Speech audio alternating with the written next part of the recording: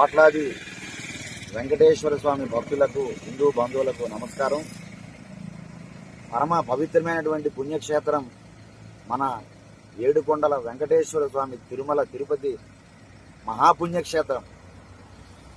అటువంటి మహాపుణ్యక్షేత్రంలో డబ్బులకే ఇస్తమా అనేటటువంటి ఒక ముస్లిం సంస్థ సుమారు 6 దేశాలు, గల్ఫ్ దేశాలు తీవ్రవాదాన్ని ప్రోత్సహిస్తున్నారు, గేట్వే ఆఫ్ టెర్రరిజం అని రష్యాతో సహా నిషేధించినటువంటి సంస్థ. డబ్బులకే ఇస్తమా, డబ్బులకే జమాతే అనేటువంటి సంస్థకి 4 భాగాలలో 5 భాగాల్లో ఇదొక భాగం. దాన్ని నిషేధించినప్పుడు దీన్ని కూడా నిషేధించబడినది.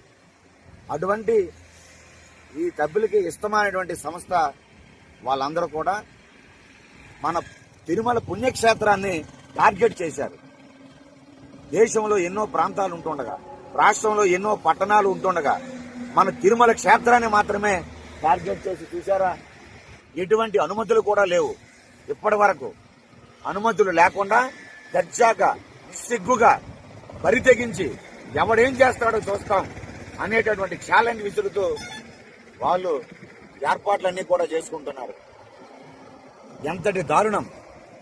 ఈ మధ్యనే మొన్న 5, 6 తేదీల్లో జమ్మూ కాశ్మీర్ రాష్ట్రంలో జమ్మూలో ఈ డబ్బులకి ఇస్తమా వాళ్ళు సభ పెట్టుకుంటామంటే అక్కడ ముస్లిం ఒక ముఖ్యమంత్రి ఒమర్ అబ్దుల్లా, ఇది చాలా ప్రమాదకరమైన సంస్థ, గల్ఫ్ దేశాలు నిషేధిస్తే నేను ఎలాగ ఏర్పాట్లు చేస్తానని సెక్యూరిటీ పర్పస్ లో క్యాన్సిల్ చేయించారు. అయినా మన సిగ్గుమాలినటువంటి మన రాజకీయ వ్యవస్థ, దిక్కుమాలినటువంటి మన ఈ వ్యవస్థలన్నీ కూడా వారికి వత్తాసు పలికి వారి నిస్సిగ్గుగా అన్ని ఏర్పాట్లు చేసుకున్న పరమ పవిత్రమైన పుణ్యక్షేత్రం మన హైవే పక్కనే మన తిరుపతి.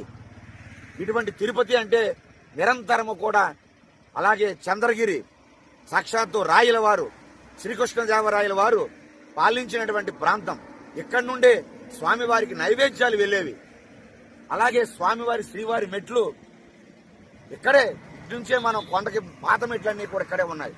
ఇటువంటి ఏడుకొండల పరిసర ప్రాంతం అంతా కూడా దివ్యమైన క్షేత్రం, పరమ పవిత్రమైన పునీతమైన స్థలం.